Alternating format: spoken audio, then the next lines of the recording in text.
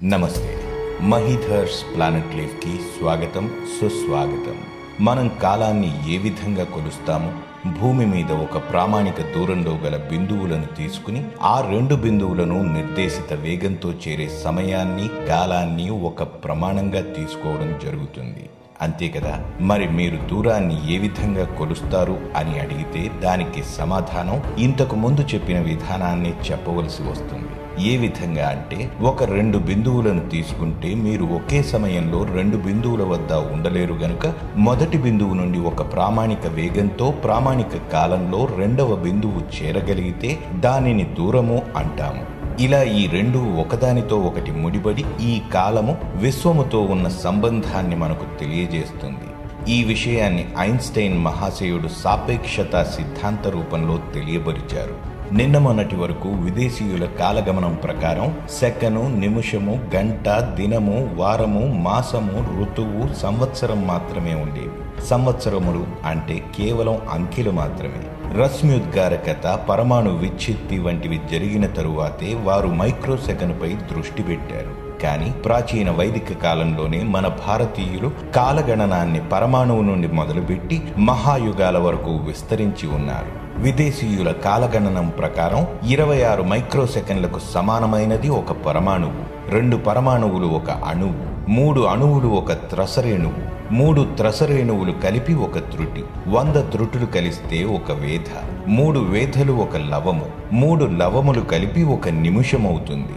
ఆ విధంగానే 3 నిమిషములు ఒక క్షణము, 5 క్షణములు ఒక కాష్ఠము, 15 కాష్ఠములు కలిపితే ఒక లఘువు, 15 లఘువులు కలిపితే ఒక దండ.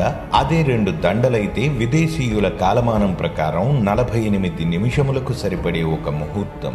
ఇలాంటి 30 ముహూర్తములు కలిపి ఒక అహోరాత్ర దినం, 30 దినములు ఒక మాసము, 2 మాసములు కలిపి ఒక ఋతువు, 3 ఋతువులు కలిసి ఒక ఆయనము. అదే 2 ఆయనములు కలిస్తే దేవతల అహోరాత్రములకు సమానమైన ఒక సంవత్సరము.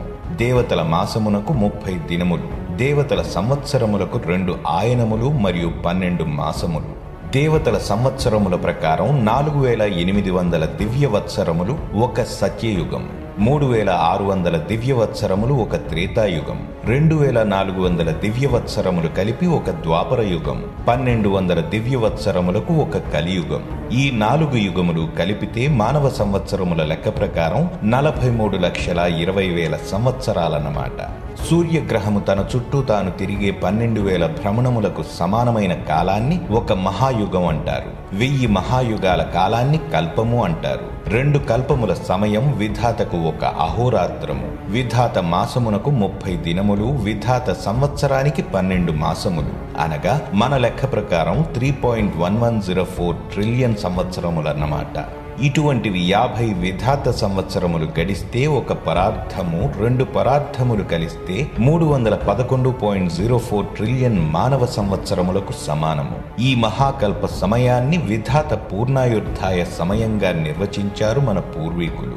30,67,20,000 సౌర సంవత్సరములకు సమానమైన 71 మహాయుగాలను ఒక మన్వంతరం అంటారు. ప్రతి మన్వంతరానికి ఒక మనువు శాసనకర్త మరియు ప్రతి 2 మన్వంతరములకు మధ్య కృతయుగ కాలంతో సమానమైన ఒక సంధికాలం ఉంటుంది. ఈ సంధికాలమంతా భూమి నీటిలో మునిగి ఉంటుంది. ఇంత సూక్ష్మ వివరణలతో కాలాన్ని వివరించిన ఘనత మన పూర్వీకులకు చెందుతుంది. భారతీయుల సంవత్సరములు అంటే కేవలం అంకెలు మాత్రమే కాదు, వాటికి పేర్లు నిర్దేశించారు. ప్రతి సంవత్సరానికి ఒక అధిష్టాన దేవత ఉన్నారు. ప్రభవ నుండి క్షయ వరకు గల 60 సంవత్సరములు కూడా గొలుసుకట్టు విధంగా ఒకదానితో ఒకటి ముడిపడి ఉంది. ఈ 60 సంవత్సరముల చక్రములో ఒక విశేషం ఇమిడి ఉంది. శ్రద్ధగా పరిశీలించినట్లయితే మనకు అర్థమవుతుంది. మొదటి 20 సంవత్సరములు శుభకరమైన వృద్ధి కలిగే గుణమును కలిగి ఉంటాయి. పెరుగుట విరుగుట కొరకే అనే సామెత ప్రకారం తదుపరి వచ్చే 20 సంవత్సరములు అభివృద్ధి లేని సమతాస్థితిని కలిగి ఉంటాయి. ఇక చివరి 20 సంవత్సరములు ప్రశాంతత కరువై క్రమంగా అశాంతితో మిగిలి ఉంటుంది. ఈ మానవ సమాజాన్ని చారిత్రకంగా ఇన్ని దశలలో చూచి వాటికి తగిన పేర్లతో ఒక చక్రంగా సమకూర్చిన వారి మేధస్సుకు మనం తలొగ్గక తప్పదు. ఈ 20 సంవత్సరములకు మరొక విశేషం కూడా ఉంది. భారతదేశమంతటా కలియతిరిగి హైందవ ధర్మ తత్వాన్ని నిరూపించి ఎన్నో లెక్కకు మించిన సద్గురు పీఠములను నిర్మించి అక్కడ జరగవలసిన ప్రతి కార్యాన్ని వివరించి భవిష్యత్ కాలంలో కూడా వాటికి ఎటువంటి ఆటంకాలు రాకుండా అన్ని విధాల ఏర్పాట్లను చేసిన శ్రీ శంకర భగవత్పాదుల ఆయుర్దాయం 32 సంవత్సరాలు మాత్రమే కదా. అందులో ఆయన బాల్యాన్ని, ఆయన శక్తి అందరికీ స్పష్టంగా తెలిసే వరకు పట్టిన సమయాన్ని వదిలేస్తే ఆయనకు ఉన్న కాలం 20 ఏండ్లు మాత్రమే. ఆంధ్రులు ఇప్పటికీ తమకు ఆదర్శ ప్రభువుగా భావించే ఆంధ్ర భోజుడనే కీర్తిని సాధించిన శ్రీకృష్ణదేవరాయల పరిపాలనా కాలం కూడా 20 ఏండ్లే. దీనిని బట్టి మనం అర్థం చేసుకోవలసింది, మానవ జన్మను సార్థకం చేసుకోవాలంటే 100 ఏండ్లు బ్రతకాల్సిన అవసరం లేదు, 20 ఏండ్ల సమయం సరిపోతుందని అర్థమవుతుంది. భారతీయ కాలమానం ప్రకారం ఈ విశ్వమంతా ఒక కల్పం వెనుక పుట్టింది. ఆనాటి పద్మకల్పము నుండి మొదలై నేటి శ్వేతవరాహ కల్పానికి చేరుకున్నాము. ఇప్పటికి విధాత ఆయుర్దాయం 50 ఏండ్లు పూర్తయి పరార్థమున తొలి దినము నడుస్తున్నది. 6 మన్వంతరాలు గడిచి 7వదైన వైవస్వత మన్వంతరము సాగుతున్నది. ఈ వైవస్వత మన్వంతరములో 28వ మహాయుగంలోని కలియుగంలో ఉన్నాము. సామాన్య శకం పూర్వం 3102లో కలి ప్రారంభమైందని అందరి చేత నిర్ధారించబడింది. ఇవన్నీ కూడా పనిబాట లేక ముక్కు మూసుకుని కారడవులలో ఆశ్రమములు కట్టుకుని ఒంటరి పక్షుల వలె తిరిగే మునుల కాకిలెక్కలు కావు. ఈనాటి ఆధునిక వైజ్ఞానిక శాస్త్రపు లెక్కలతో సరిసమానంగా నిరూపించబడి ఉన్నాయి. విష్ణు పురాణం ప్రకారం లెక్కిస్తే ప్రస్తుత సృష్టికాలం 4.32 బిలియన్ సంవత్సరములు. ఇటీవలి కాలంలో ఆధునిక శాస్త్రం భూమి వయస్సు 4.5 బిలియన్ సంవత్సరములని తెలియజేసింది. ఈ లెక్క మన పురాణాల లెక్కకు ఇంచుమించు దగ్గరగా ఉంది. తొలి 6 మన్వంతరాలు సంధికాలంతో కలిపి ఇప్పటికి 1.852 బిలియన్ సంవత్సరములు పూర్తయ్యాయి. ప్రస్తుత మన్వంతరంలో గడిచిన 27 మహాయుగముల కాలము 116.640000 మిలియన్ సంవత్సరాలు. ఇప్పటి మహాయుగంలో 3.888 మిలియన్ సంవత్సరాలు గడిచాయి. కలికాలం ప్రారంభమై 5119 సంవత్సరాలు నిండాయి. వీటన్నింటినీ కలిపితే మొత్తం 155 ట్రిలియన్ సంవత్సరాలన్నమాట. మహావిస్ఫోటనం జరిగినప్పటి నుండి పాశ్చాత్యుల లెక్క ప్రకారం మన విశ్వం యొక్క వయస్సు 13.7 బిలియన్లు మాత్రమే. కానీ వారి లెక్క ప్రకారం ఒక చిన్న తప్పుంది. ఒక విస్ఫోటనం జరిగింది అంటే అంతకు ముందే దాని ప్రభావం వ్యాపించి ఉంటుందని వారు ఆలోచించలేదు. వారు లెక్కించిన విలువ మొట్టమొదటిది కాదు, దఫాలుగా మారుతూ వస్తూ ఉంది. అదేవిధంగా భావితరాలలో మరిన్ని ఆవిష్కారాల తరువాత దాని విలువ కొంచెం అటు ఇటుగా మారి మన పూర్వీకుల లెక్కకు మరింత దగ్గరగా చేరవచ్చు.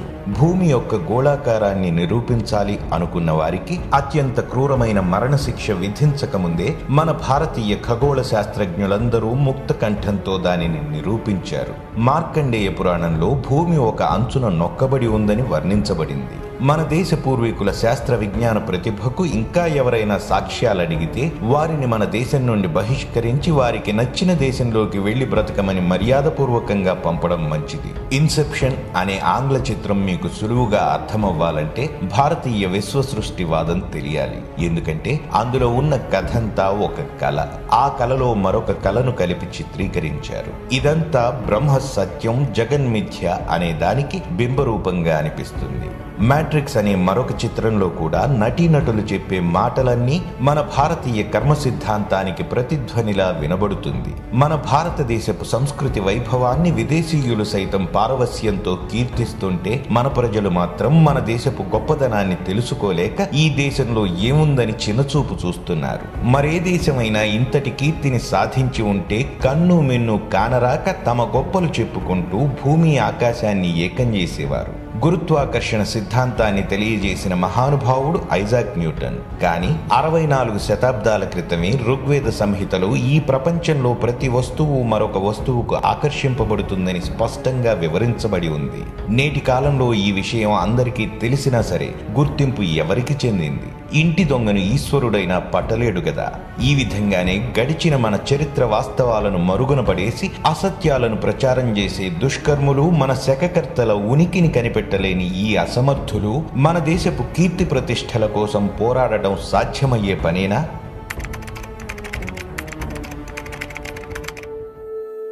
మరిన్ని మంచి వీడియోస్తో మళ్ళీ మీ ముందుకు వస్తాను. మరి ఆ వీడియోస్ మిస్ కాకూడదనుకుంటే మా ఛానల్ను సబ్స్క్రైబ్ చేసుకోండి. అలాగే వీడియోస్ని లైక్ అండ్ షేర్ చేయడం మర్చిపోకండి.